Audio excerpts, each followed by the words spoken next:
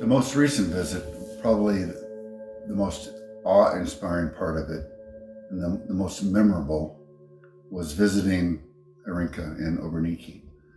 And then we spent about 2 hours with Irinka and her family. And it was just a remarkable visit to meet her, to hear her stories. And she was definitely a very humble person. She didn't want to talk about her exploits during World War II with the partisans. She didn't bring that up. We had to actually get it out of her piece by piece. And then she finally says, I don't want to talk about that anymore. So she's a very humble person that people of Poland can be very proud of. Ja? Niczego bym nie zmieniła, bo mnie życie nauczyło wszystkiego.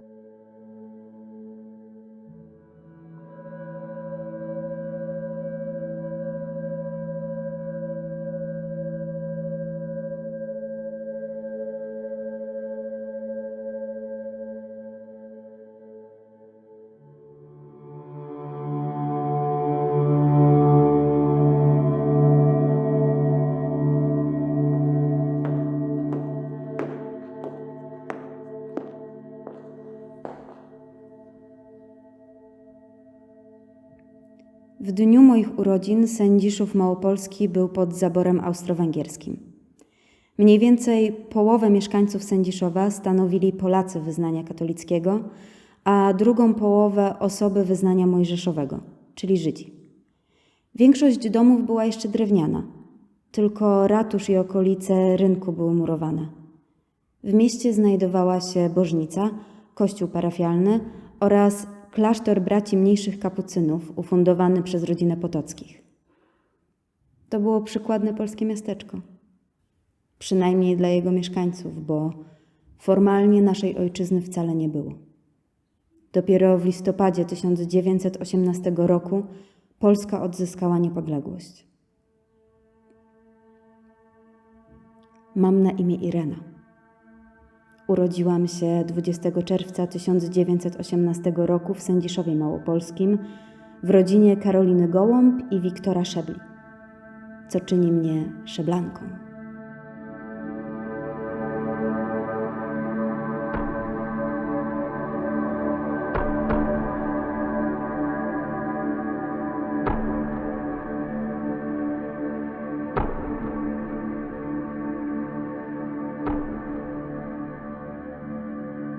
Do dzisiaj tam jest tak, pojadę i mnie właśnie cieszą te domy drewniane.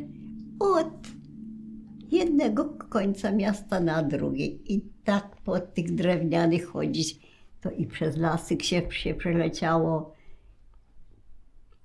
Wolę to jak te wszędzie kamień i stukanie i pukanie.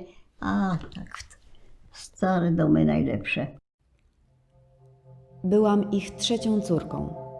Wcześniej, w 1911 roku, urodziła się Zosia. 4 lata później Jadwiga, a po moich narodzinach na świat przyszedł Janek w 1920 roku. Następnie Kazek w 24, a 2 lata później Maria, która woli, żeby mówić do niej Maryla. Rok później odeszła nasza mama. Zmarła na tyfus.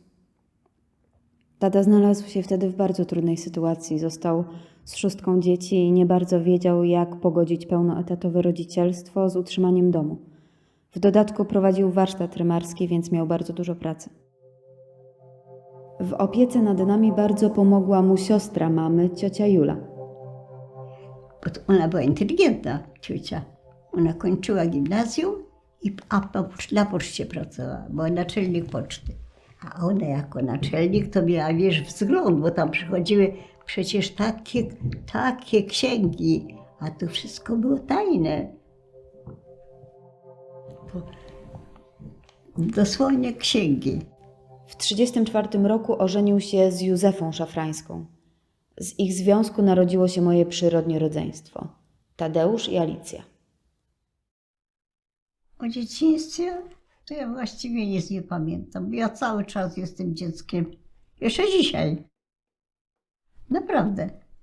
Dzieci nas była chmara, bo to na ulicy my się bawili. Nie było tak jak dzisiaj, co gdzieś porobili takie różne punkty, dzieci się tam bawią, a my nie. Cała ulica, od początku do końca. Z każdym domu, a w każdym domu najmniej 5 było. U nas na przykład ojciec miał 7, ale ojciec z nami chodził na spacery, na wybiegi. Dzieciństwo wraz z rodzeństwem spędziłam w wolnej Polsce. Najstarsza siostra Zosia uczyła mnie i moje rodzeństwo wiersza Bełzy. Kto ty jesteś? Polak mały, jaki znak twój, orzeł biały. Gdzie ty mieszkasz? Między swymi. A w jakim kraju? A w polskiej ziemi. Czyli katechizmu młodego Polaka z 1912 roku. Pamiętam, że w naszym domu częstymi gośćmi byli ojcowie zakonni klasztoru. Potrafili godzinami rozmawiać z naszym ojcem o Polsce i jej przyszłych losach. W szkole podstawowej i gimnazjum nauka opierała się głównie na słuchaniu nauczycieli, ponieważ brakowało książek i zeszytów. I potem mówił do swoich kolegów, do nauczycieli, mówi, ta ma łeb, nie dość, że mnie w nos dostałem od niej przez to, że tak ją głupio pytam, to jeszcze się mi przypatrzyła i się mnie pyta, panie profesorze, czy to już koniec? Czy jeszcze będzie mnie pan dalej męczył? Arenka told her father Victor, please, Dad, communicate with our cousins and our relatives in the United States, or forever the relationship will be lost. And so he missed them so much, it was a little bit difficult because he sometimes didn't get letters back very quickly, or he felt like, oh, I'm here all by myself and they're over there.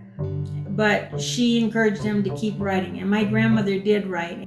Ojciec nas krótko trzymał, ale ja nie żałuję. Nauczył nas i śpiewać, i tańczyć, i grać, i uczyć się bardzo nas uczył.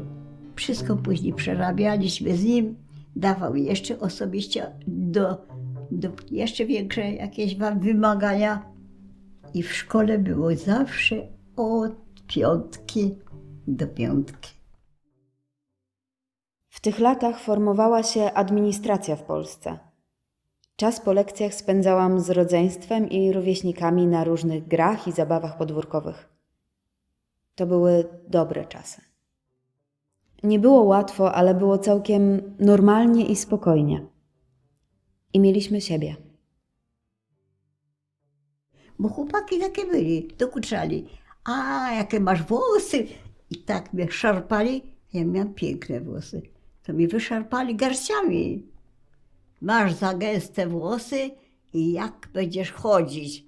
A ja powiedziałam, wiesz, jak cię kopnę w tyłek, to ty przestaniesz chodzić w ogóle.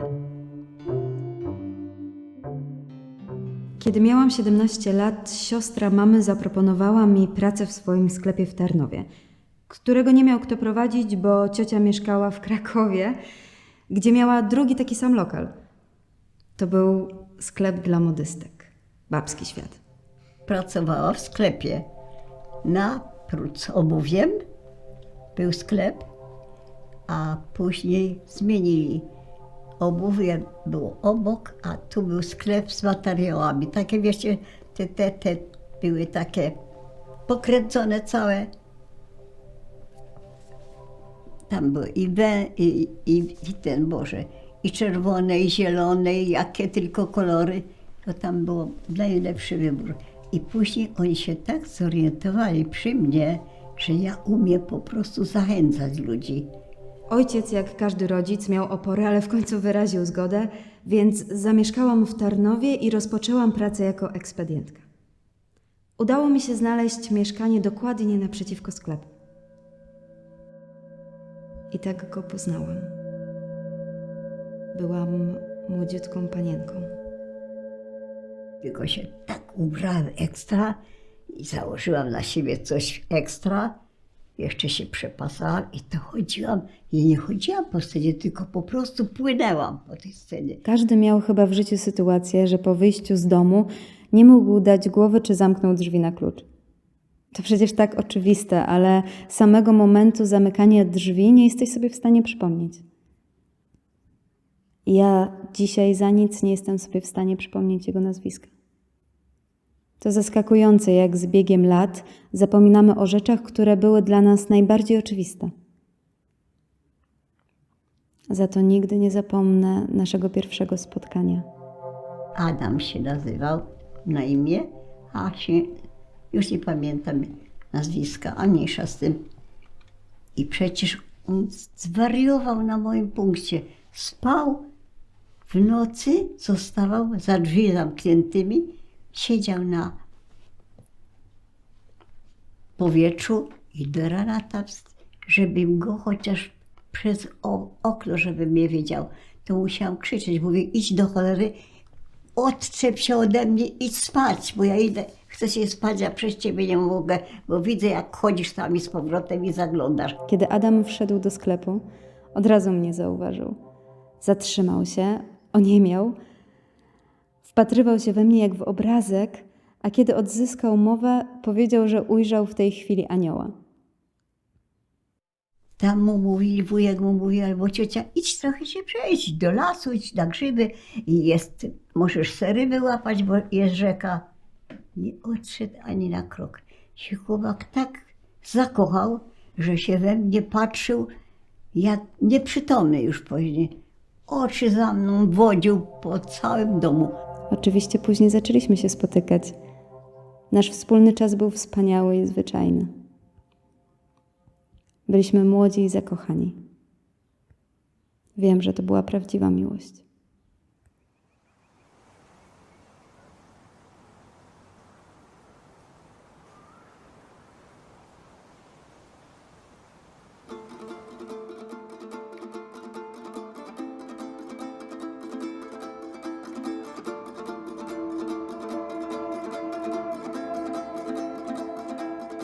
Dziś późno pójdę spać, gdy wszyscy będą w łóżkach. Otwarte oczy mam, a głowa pełna i pusta. I nie wiem, o czym myśleć mam, żeby mi się przyśnił taki świat, w którym się nie boję spać, w którym się nie boję spać. Adam był pilotem 2. Pułku Lotniczego Armii Kraków. Ktoś mógłby powiedzieć, że wolne chwile spędzaliśmy bardzo zwyczajnie, na rozmowach przy herbacie i ciastkach, planując nasze dalsze wspólne życie. Jednak dla mnie to był niezwykły czas. Oświadczył mi się w 38 roku w Sędziszowie w obecności najbliższej rodziny. Czasami zachowywał się, jakby był niespełna rozumu. I być może to była jedna ze składowych naszej miłości. Ja się zaręczyłam z chłopcem, który się wściekł na moim punkcie. Wiosną 1939 roku wybrałam się z rodzeństwem na mszę do klasztoru. To był nasz rytuał, zawsze o tej samej godzinie. Adam doskonale o tym wiedział. Po zaręczynach uzyskał pozwolenie od dowódcy swojej eskadry na lot szkoleniowy, w trakcie którego przeleciał nad Sędziszowem, co wcale nie było tak oczywiste, bo w końcu stacjonował w Krakowie. To była próba jeszcze. Próba była tego po prostu, takie wyjazdy przedwstępne, żeby wypróbować samolot, który ma gdzieś tam jechać w odpowiednie miejsce, jak mu każą oczywiście.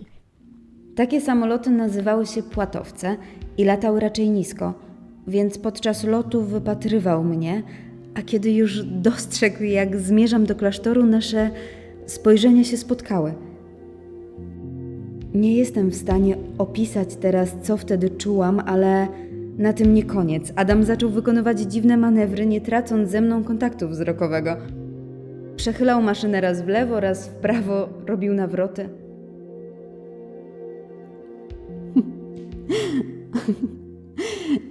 Nie byłam do końca pewna, czy to ja zwariowałam, czy on jest szalony.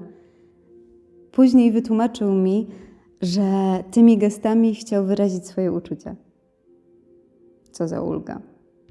Jednak nie zwariowałam.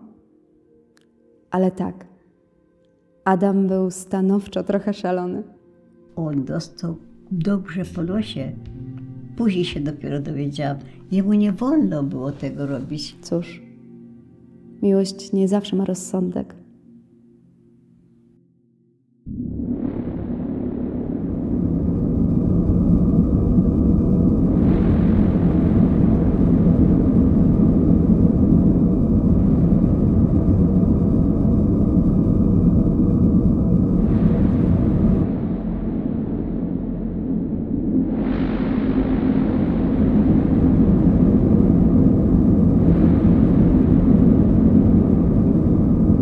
Nagle w jednej chwili nasze plany i marzenia zostały przerwane. Nadszedł ten pamiętny dzień, 1 września 1939 roku. To nie jest do opowiedzenia. To był jeden wielki płacz. Ludzie się po prostu usuwali. Tu był front, no to szedł front, żeby uciec od frontu. No ale front szedł za nim. I wciąż była tylko wojna, no bo oni pilotów na ulicy się, żołnierze, ci niemieccy żołnierze to były świnie, nie żołnierze. On potrafił na ulicy, na bruku spotkać dziecko, matkę z dzieckiem, to podchodzi, strzelał do dziecka. I zabił dziecko i poszedł dalej. No, to robili co chcieli, to była wojna. Zaczęły się niemieckie bombardowania, a Adam dołączył do walki lotniczej kampanii wrześniowej.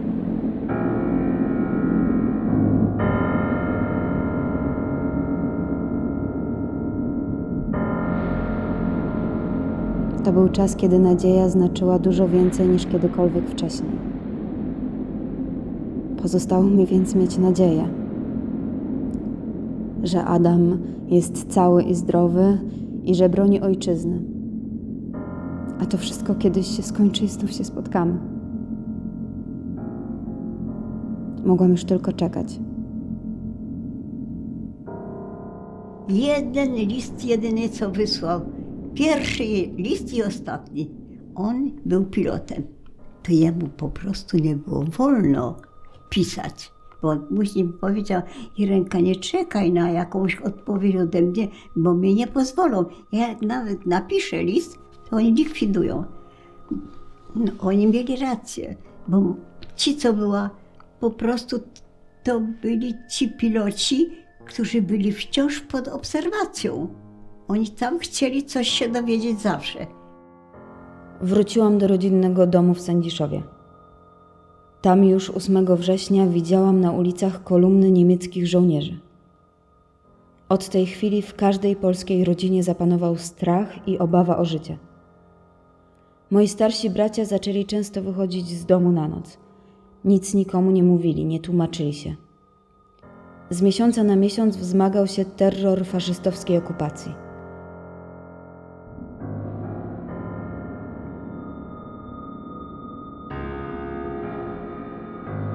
W 1942 roku doszło do tego, że w mieście utworzono getto dla ludności żydowskiej. W lipcu tego samego roku zaczęła się eksterminacja tego narodu. Żydzi osobno zawsze, a my osobno.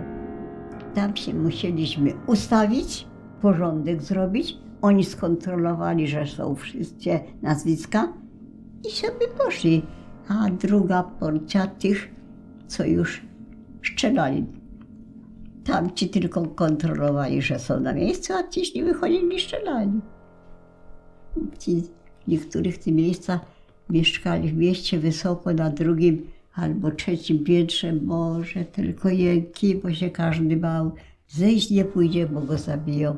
Zostanie go tam, też go zabiją. I tak my żyli. 5 lat tak my się męczyli. Ale jakoś Pan Bóg pozwolił, że się po prostu uciekało przed... O, tyle brakowało i nie ma mnie.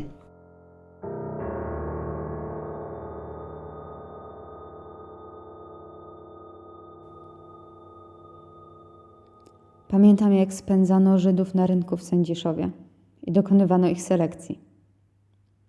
Na chorych, starych, kobiety z dziećmi oraz mężczyzn do 35 roku życia oraz po 35.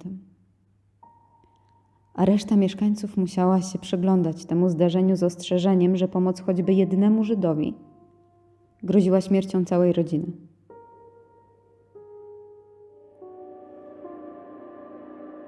Mnie aż gardło ściska. Niech będzie Żyd, ale przecież to człowiek. To. On ma prawo, żeby jego... I to takie całe wagony. Łapali, wkładali je, wywozili tam i tam strzelali. I tam od razu do dołu i żeby śladu nie było.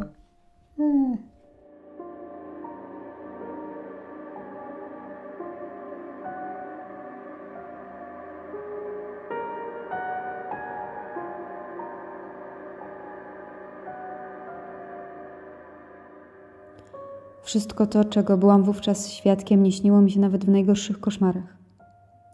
Nikomu się nie śniło. To byli nasi sąsiedzi, znajomi, bliżsi lub dalsi. Żyliśmy ze sobą lepiej czy gorzej. Znaliśmy się, my.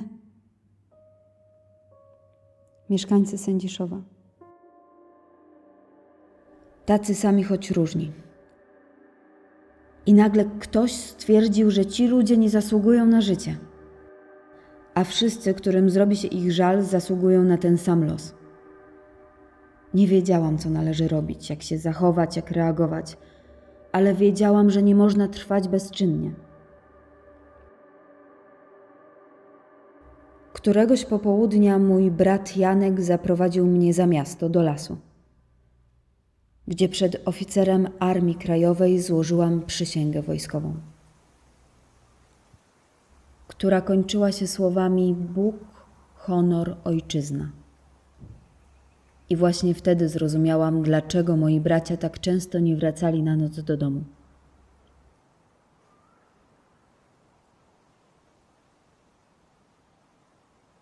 W czasie wojny bracia zakonni z klasztoru w Sędziszowie uczyli żydowskie dzieci katolickiego pacierza. Należeli do osób, które starały się pomóc mimo świadomości najwyższej ceny, jaką mogli zapłacić w konsekwencji swoich czynów. Wystawiali też akty chrztu ze wsteczną datą. Dbali o to, aby w tych dokumentach pojawiły się nazwiska polsko brzmiące, co nieraz ratowało im życie. Ale takimi działaniami mogli pomóc tylko dziewczynom. Mężczyźni wyznania mojżeszowego byli rytualnie obrzezywani i nie mieli żadnych szans. To przesądzało ich los. Oczywiście nie wszystkim dziewczynom udało się pomóc. Z transportów do obozów zagłady czasami zdarzały się ucieczki. Ci, którym udało się uwolnić, uciekali do lasu, gdzie leśni ludzie próbowali im pomóc. Leśni ludzie, czyli partyzanci Armii Krajowej. Tak nas nazwano. Pewnej nocy Janek z Zosią wyprowadzili z lasu młodą dziewczynę. Na jej ubraniu naszyta była gwiazda Dawida. Jadwiga już na nią czekała w swoim domu. Ja ją w piwnicy ukrywałam. Mieliśmy taką piwnicę na dole, gdzie były kartofle, jarzyny, jabłka i to tam ją ukrywałam. A jeszcze ja miałam rozum, żeby tak kłamać. Ukrywałam ją za taką, zrobiłam z desek taką przegrodę i tu się wchodziło i tam były jabłka, ale za tą przegrodą to już było co innego. Nawet w domu nikt nie wiedział, czy tam coś jest. Schronienie okazało się skuteczne. Po wojnie dziewczyna pisała do Jadwigi listy. Przeżyła. There's something about the Shablanka girls that they could be up and down with their emotions. And she was like that too, which I am. Myślę, że jako Szablanki niezłomność charakterów mamy zapisaną we krwi.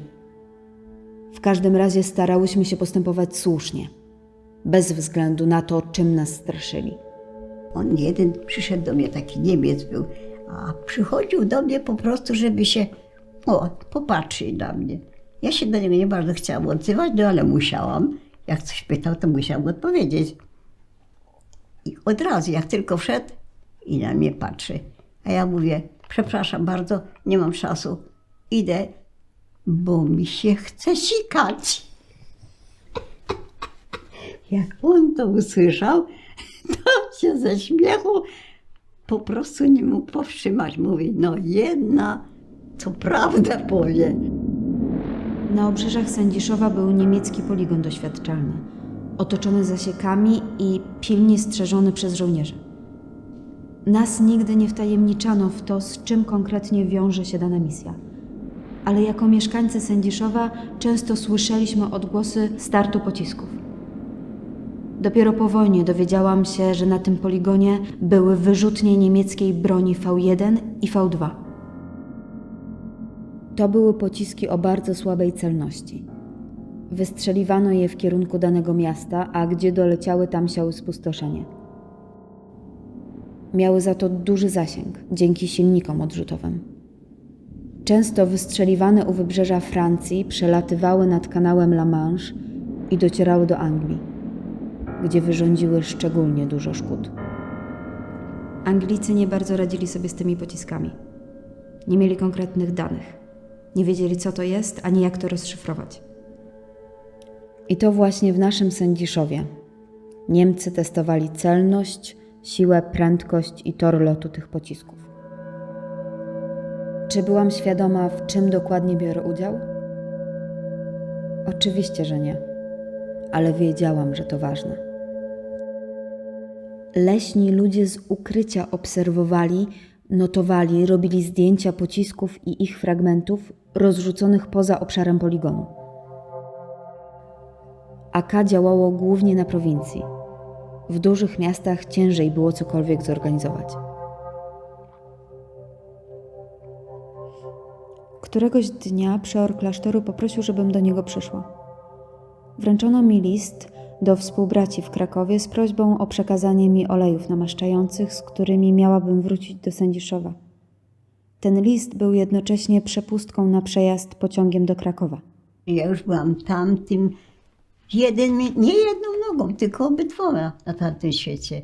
Miałam piękne włosy, takie gęste, długie, nie obcinałam, bo sobie myślę, zakręciłam ładnie już tutaj wszystko. W moim splecionym warkoczu ukryto kostkę z mikrofilmem, który miałam przekazać w klasztorze na zgodne hasło i odzew, których dzisiaj nie pamiętam. Mimo wszystko to był czas wiary i nadziei. Na pierwszą komunię dostałam od ojców kapucynów różaniec, który tego dnia miałam przy sobie. Przez całą drogę zmawiałam pacierz z nadzieją, że modlitwa pomoże mi w bezpiecznym dotarciu na miejsce. W pociągu listy kontrolował. Pociąg sobie jeździł, on jeździł też i kontrolował listy. I przyszedł też mnie kontrolować. Za rękę przytrzymał, a drugą mi rękę kontroluje moje piersi. Ja mówię, co pan chce? Pysk dostać? Do tego żołnierza tak mówię. Czy to był komendant policji? Pysk chcesz dostać? Tylu ludzi przed tobą przedeszło i nikt mnie nie ten sposób nie traktuje jak ty? Kogo ty chcesz? Nieboszczyka? To mnie zabij i będziesz mnie kontrolował. Ale dopóki żyję, to mnie nie dotkniesz. Ty rozumiesz, cholero? Darłam się nad... Wszyscy słyszeli, co się dzieje. A później na mnie krzyczeli ci starsi ludzie, co stali na stacji. Mówią, daj spokój, nie wojuj z nim, bo nic nie wygrasz. Tylko głowę stracisz. Ja mówię, to stracę, a nie on mnie będzie mordował. Ja sobie stracę sama. Z honorem odejdę. W końcu dotarłam do Krakowa. Gdy weszłam na peron, od razu zauważyłam gestapo z psami, kontrolujących wszystkich cywilów wysiadających z pociągu i znajdujących się na peronie. Pierwszą i drugą klasą podróżowali wyłącznie Niemcy, a cała reszta, w tym ja, klasą trzecią. Wiedziałam, że to jest ten moment, kiedy trzeba zachować zimną krew i nie można sobie pozwolić na żadne objawy zdenerwowania. Drżący głos czy ciało lub co gorsza stróżka potu ociekająca z czoła. Nie mogłam sobie na to pozwolić. Przede mną szedł niemiecki oficer, któremu z kieszeni wypadła czarna skórzana rękawiczka. Z mojej strony to nie było żadne wyrafinowane, zaplanowane działanie. Odruchowo schyliłam się, podniosłam rękawiczkę i podałam oficerowi, który odprowadził mnie w kierunku wyjścia i kontrolujących żandarmów. Chwilę wtedy rozmawialiśmy, a dystans był bardzo mały, więc żandarmi z pewnością widzieli mnie w jego towarzystwie, co chyba uśpiło ich czujność. Na koniec oficer raz jeszcze podziękował mi za podanie rękawiczki i zasalutował na pożegnanie. Żandarmowi pokazałam jedynie swój Ausweis, czyli kartę identyfikacyjną, i list polecający. Przeszłam bez przeszkód. Poczułam, jakbym urodziła się po raz drugi i wiedziałam, że to modlitwa mnie ocaliła. Kostkę z mikrofilmem dostarczyłam we wskazane miejsce. Odebrałam też oleje i wieczorem, zaraz po powrocie do Sędziszowa, zaniosłam je do klasztoru. Gdy wróciłam do domu, czułam głównie wdzięczność. Dziękowałam Bogu, że udało mi się uniknąć rewizji i aresztowania. Kto wie czego jeszcze. Po wojnie dowiedziałam się od mojego brata Janka, że te mikrofilmy dotarły do Londynu. Bo wiedziałam, że mnie śledzą. Ja wiedziałam dobrze, że mnie Niemcy śledzą. A ja specjalnie czasem tak kręciłam do cmentarza, dookoła cmentarza, że chciałam ich tak trochę zdenerwować. Bo no co na cmentarzu szukasz? No umarłych będziesz jeszcze mordował. I jakiś taki był, już leżał tam trumna, ale nie była jeszcze zabezpieczona. I ja się tam wślizgnęłam i tam się schowałam. I ja go słyszałam i go widziałam, przecież jak on chodził do oka jednego, do oka drugiego, wszystkie obchodził. Gdzie leżał jakiś nieboszczyk i zginęłam i nie ma mnie. Z Krakowa odbierał je kurier, po czym lądowało u dowództwa armii brytyjskiej i prawdopodobnie na biurku Winstona Churchilla, który zresztą później powiedział o polskich pilotach, że nigdy przedtem w czasie ludzkich zmagań tak wielu nie zawdzięczało wszystkiego tak nielicznym. Myślę, że w pewnym sensie my również zaliczaliśmy się do tych nielicznych. Ja tak się czasem położę do łóżka, a nie zjadłam kolacji, tylko wezmę tam, zawsze jakieś ciasto upiekłam. Kawałek ciasta zjem i może zostanę spać. Jak tam nie usnęłam, tylko wiecie, cofnęłam się w czasie. I zaczęłam wszystko, co sama przeżyłam. Nie, żeby mi ktoś opowiedział i to i tamto i wiem, że kłamie albo prawdę mówię. No, ale ja nie, rzeczywiście jakbym tu została, a już tu stoi i mnie zabija. Takie były sytuacje. I ja od tego odeszłam. Jakoś mnie Pan Bóg przykrył czym, nie wiem czym. No. Choć nie chcę budzić się, nie umiem spać. Świat dziwny jest jak sen na sen, jak świat. Choć nie chcę budzić się, nie umiem spać. Świat dziwny jest jak sen na sen, jak świat.